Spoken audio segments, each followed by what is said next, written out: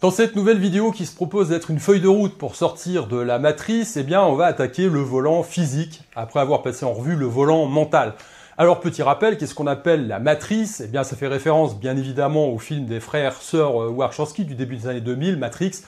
On peut définir la matrice comme un système de contrôle, de distraction et de dépendance, surtout, qui vise à maintenir l'être humain en situation d'esclavage. Alors, d'un point de vue physique, mental et spirituel. Alors, c'est intéressant parce qu'une fois de plus, on retrouve mon triptyque, mon trépied favori, mental, physique et spirituel, qui, eh bien évidemment, sont les trois portes d'entrée qui permettent à la matrice, eh bien, de hacker l'être humain et paradoxalement, ce sont aussi des portes de salut, des portes de sortie.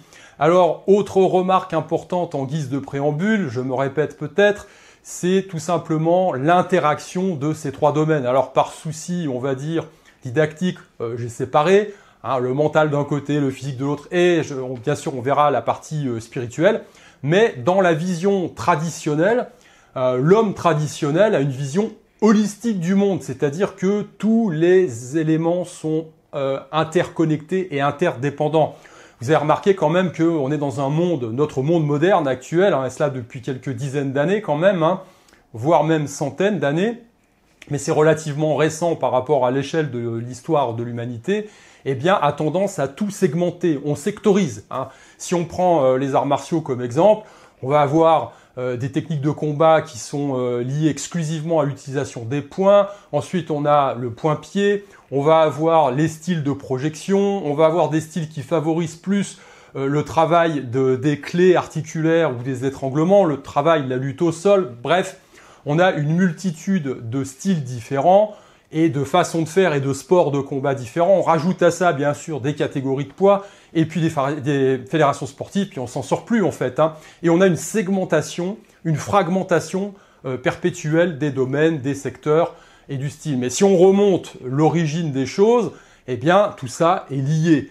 Si vous devez vous battre pour pouvoir chasser ou survivre à une attaque, vous n'allez pas segmenter votre action. Vous allez utiliser tous les éléments qui sont à disposition, tout ce que vous savez faire pour pouvoir sortir de la situation problématique.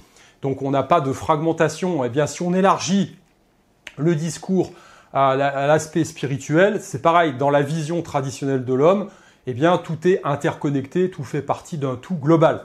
Donc, on segmente, bien sûr. Alors, moi, je le fais par souci d'efficacité pédagogique.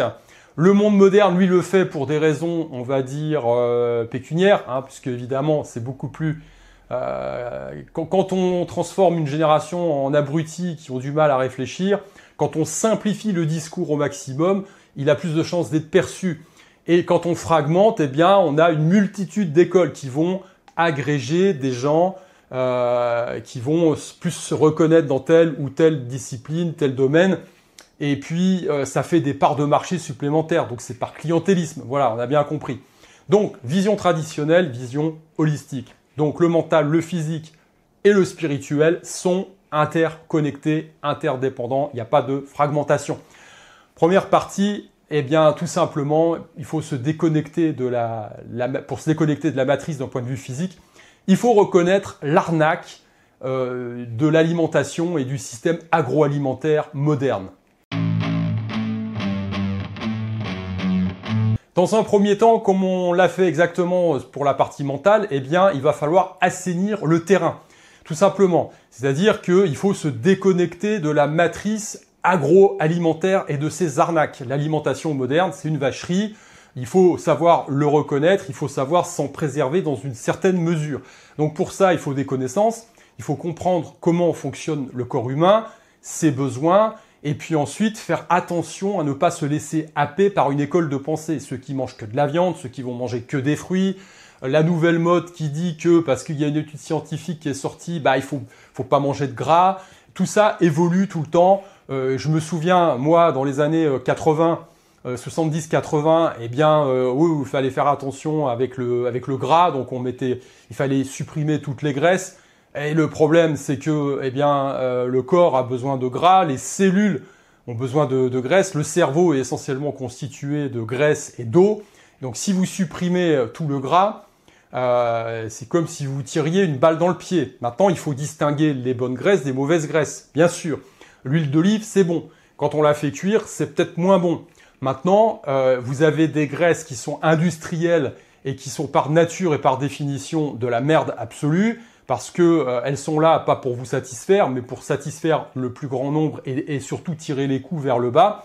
Par exemple, lorsque vous allez manger vos frites chez McDo, tout ça c'est cuit dans ce qu'on appelle des graisses trans, qui sont des graisses qui sont très difficilement traitables et éliminables par l'organisme. Donc, quand ça s'accumule dans le corps, bah forcément, ça crée des pathologies, des problèmes à terme.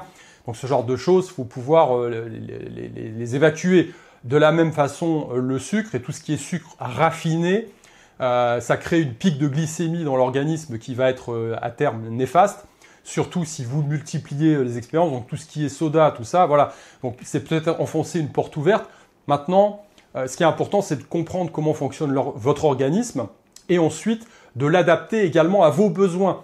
Il n'y a pas one size fits all, comme on dit. Chacun a des besoins qui sont différents, des modes de vie qui sont différents, des façons de réagir pour l'organisme qui sont bien évidemment différents. Je me rappelle d'un bodybuilder, par exemple, qui, de façon, on va dire, traditionnellement dans ce sport, on va chercher à gaver la mule. Donc le mec, il faut qu'il mange toutes les 2 ou 3 heures. Il se relève la nuit pour manger, normalement. Il faut qu'il ingurgite, je ne sais pas combien de calories dans la journée. Eh bien, lui, je crois que c'est Serge Nubret, il me semble, de mémoire, lui ne faisait qu'un seul repas dans la journée. Il prenait un gros repas le soir. Et ça lui suffisait, et c'était un superbe athlète esthétiquement. Voilà. Donc, voilà, chacun a des façons de fonctionner différentes. C'est pour ça qu'on en revient. Il y a une façon de fonctionner, on va dire, de base pour l'organisme. Et là, il faut prendre des infos intéressantes, importantes, en sortant du cadre. Une grille de lecture importante, c'est de se dire à qui ça bénéficie toujours. Donc, quand vous avez une information qui est circulée, puisqu'on sait très bien qu'au niveau médical, l'agroalimentation et les industries agroalimentaires ont aussi financé pas mal l'industrie, entre guillemets, médicale pour pousser des messages. Quand vous dites que ça vient du médecin, c'est que c'est forcément bon. Bah, pas forcément, parce qu'il faudrait voir qui le paye déjà. Il faut toujours savoir qui signe le chèque. Donc, confronter les informations pour essayer de déterminer quel est le socle de base de fonctionnement de l'organisme et d'un organisme sain dans le cadre naturel. Et ensuite, l'adapter à votre propre cas personnel. Donc ça, c'est important, assainir le terrain. Donc du coup, bah, on en revient forcément à des conseils qui sont toujours les mêmes. Limiter au maximum les produits ultra transformés, bien sûr, parce que dedans, vous allez trouver un tas de saloperies, des exhausteurs de goût, hein, comme le glutamate monosonique qui détruit les neurones. Hein, en Asie, ils ont plein de problèmes avec ça. Vous savez, c'est ce qu'on trouve, c'est des exhausteurs de goût qu'on trouve par exemple dans les nouilles chinoises. Voilà. Donc ça, il faut éviter au maximum, parce que la surconsommation entraîne de graves problèmes de santé.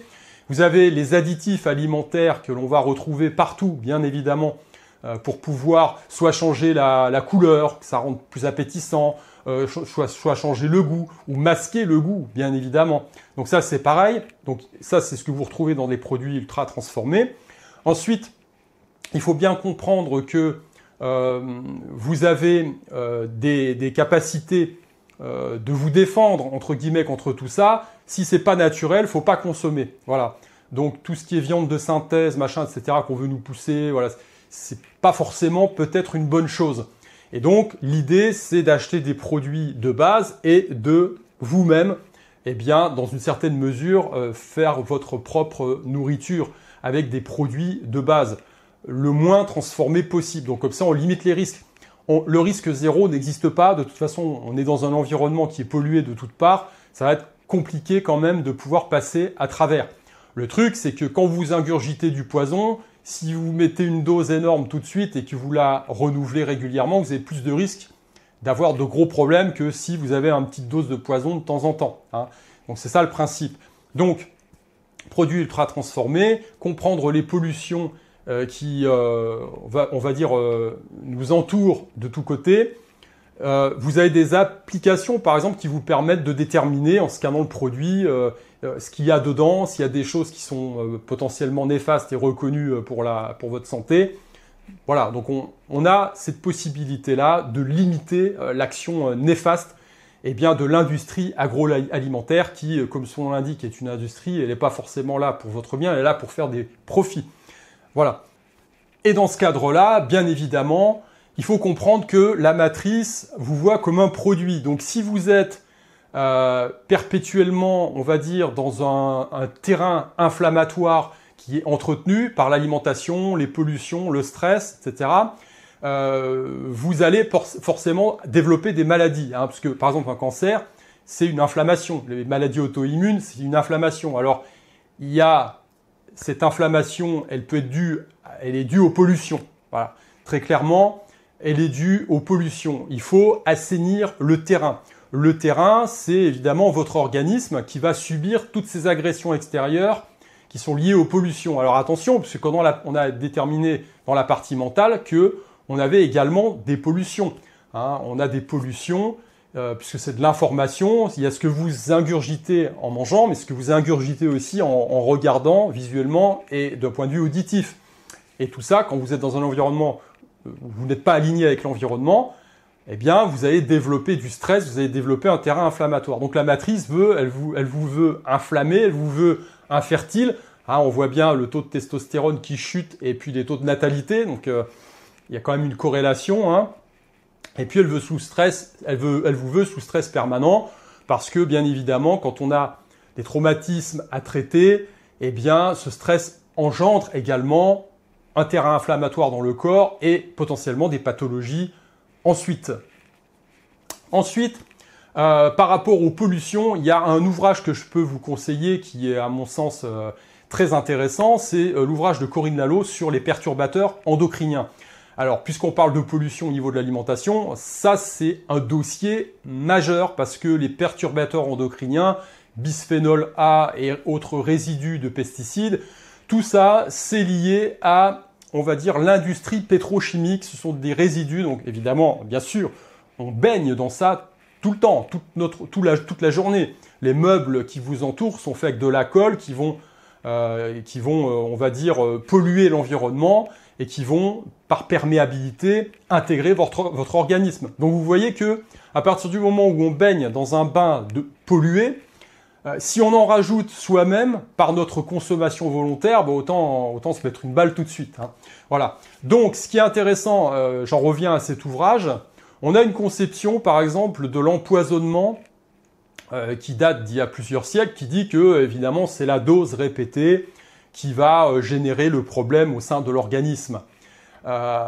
Si c'est genre, vous prenez comme il me semble que c'était un empereur chinois qui, dans sa quête d'immortalité, prenait un peu de mercure tous les jours. Bah, ça lui était fatal à terme. Alors le problème avec les perturbateurs endocriniens modernes issus de l'industrie pétrochimique, c'est qu'il semblerait que on n'ait plus besoin d'avoir une quantité importante pour créer le problème.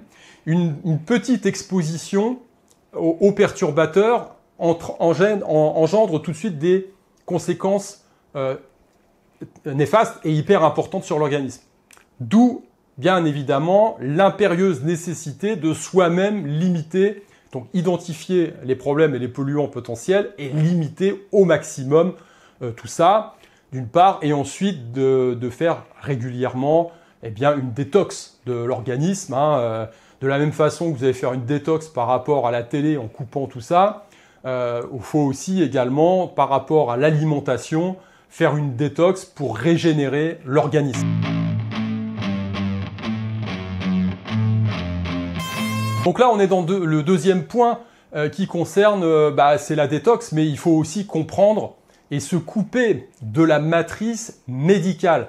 Alors ça, c'est aussi fondamental. Pourquoi ? Parce qu'il faut comprendre que on n'est pas un individu isolé de l'ensemble et que l'on subit des agressions ou qu'on génère soi-même des maladies parce que, bien sûr, la génétique dit que tout ça, c'est une vision des choses. Dans la vision traditionnelle et notamment dans la médecine qu'on considère alternative aujourd'hui, mais qui est une médecine traditionnelle, dans la médecine chinoise par exemple, on a une vision totalement différente des choses. Si vous vous intéressez également à la naturopathie, vous allez voir qu'il y a une vision également différente. Donc, d'un point de vue de la pluralité du discours et des connaissances, il faut s'intéresser très fortement, j'ai envie de vous dire, à ces visions alternatives du fonctionnement du corps. Pourquoi?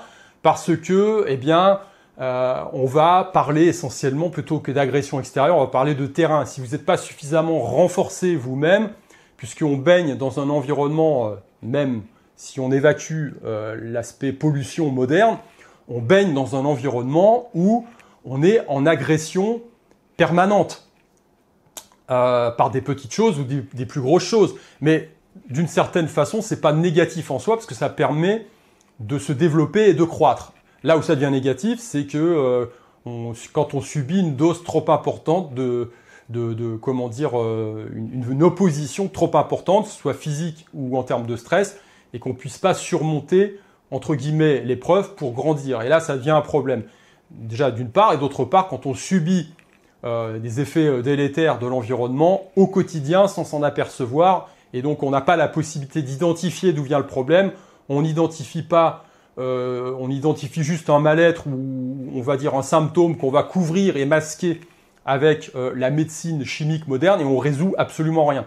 Donc, il faut comprendre comment fonctionne le terrain, d'une part. D'autre part, il faut comprendre l'interaction qu'il peut y avoir, évidemment, entre l'alimentation, les toxines et les traumatismes. Parce que ça, c'est une partie très importante. On a évoqué dans la partie mentale cette dimension, mais elle est souvent négligée. Cette dimension liée au traumatisme et au stress, et un stress mal géré qui va saper eh bien, les bases de votre santé au quotidien, tout ça, ça crée on va dire, un cercle vicieux qui entraîne à terme des problèmes de santé. Donc il faut bien comprendre cette interaction et comprendre à la fois cette interaction dans le cadre d'une vision, on va dire, alternative du fonctionnement du corps, justement pour pouvoir avoir des pistes eh bien, de remèdes pour pouvoir, bien évidemment, rectifier le tir et retrouver la santé. Donc dans ce cadre-là, ce qui est important, c'est bien évidemment d'éviter au maximum les dépendances pharmaceutiques, les dépendances liées aux médicaments. Bien évidemment, on ne se substitue pas au médecin et au diagnostic du médecin. Si vous avez un problème, vous avez des médicaments en face, pourquoi pas? Dans la majeure partie des cas, quand vous pouvez, par rapport à un petit bobo, ah ben j'ai un mal de crâne, tout de suite un Doliprane, il ne faut pas négliger le rôle de la médecine chimique et son influence sur le corps, parce que ça crée une dépendance, déjà, d'une part, et il y a l'aspect psychologique également. Je vais vous donner tout simplement mon point de vue par rapport à ça, lié à mon expérience personnelle, qui fait un petit peu le lien entre tout ça. Il y a une époque, et ça m'arrive encore maintenant, parfois, mais dans une large moindre mesure, j'avais développé un terrain inflammatoire, avec différents, on va dire, comme tout le monde, on est dans un environnement où on subit plein de choses, y compris psychologiquement, et ce terrain inflammatoire se transcrivait par des allergies très importantes, c'est-à-dire qu'il y a une dizaine d'années, par exemple, voilà, en tondant le gazon, je me retrouve le soir à faire une sorte d'emphysème respiratoire, j'arrive plus à respirer. Par exemple, il y a un moment où j'ai failli, je pense, faire un choc anaphylactique. Ça m'est arrivé plusieurs fois où j'ai failli quasiment mourir. Et donc, j'ai décidé, suite à une énième expérience, on va dire, malheureuse par rapport à cette inflammation et à mes allergies, eh bien, de consulter un allergologue qui m'a dit, bah, vous êtes allergique à ça, ça, ça. Alors bref, quand on commence à être allergique et quand il y en a une sensibilité au niveau du corps, à quelque chose, après vous êtes allergique à tout. Et donc il m'avait donné un traitement pour me désensibiliser. Voilà.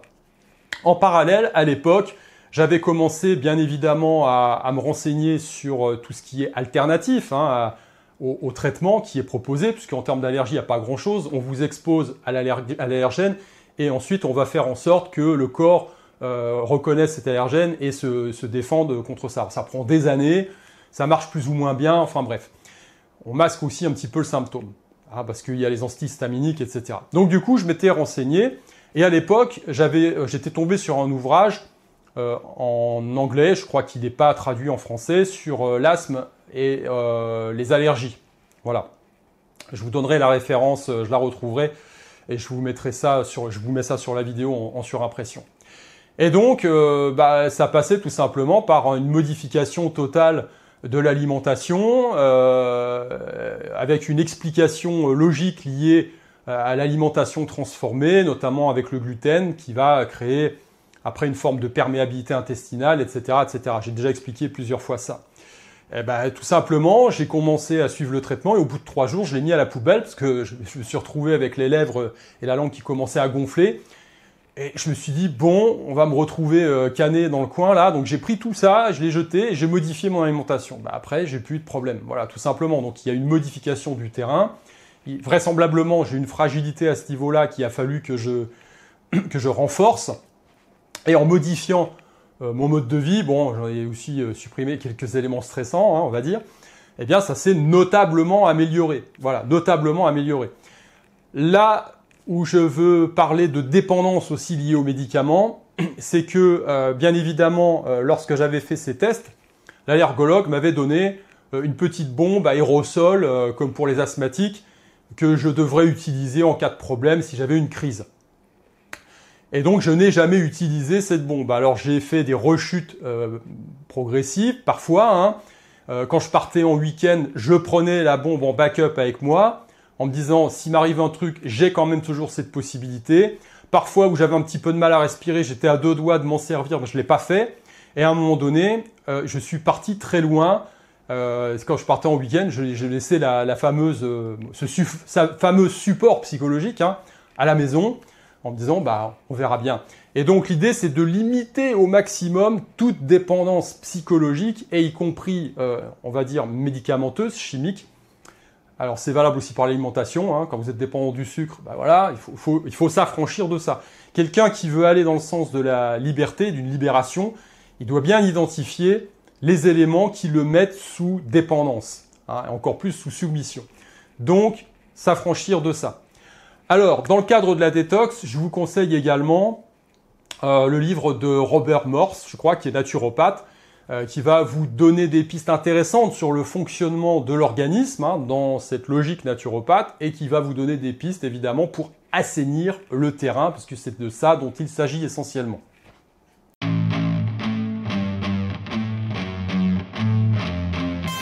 Ensuite, troisième partie de cette vidéo, il faut reconstruire son corps et son système nerveux.